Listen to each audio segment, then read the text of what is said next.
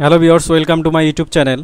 আজ আমি আপনাদের দেখাবো কিভাবে পেন ড্রাইভ ফরম্যাট দিতে হয়। চলুন তাহলে দেখা যাক কিভাবে পেন ড্রাইভ ফরম্যাট দিতে হয়। প্রথমে আমি যাব হচ্ছে দিস পিসি ওপেন করার পর আমার পেন ড্রাইভ হচ্ছে ইউএসবি ড্রাইভ জি।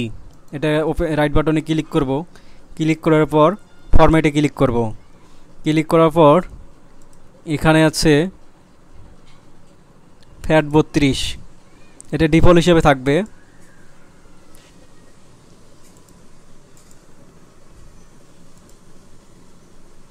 আমি NTSF এটা সিলেক্ট করব। সিলেক্ট করে স্টার্টে ক্লিক করব।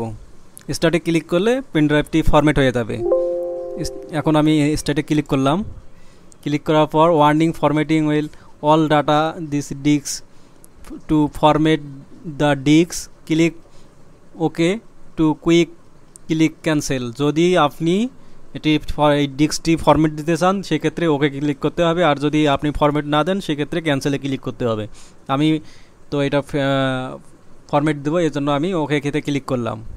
ওকেতে ক্লিক করলাম, পেন ড্রাইভটি ফরম্যাট হচ্ছে।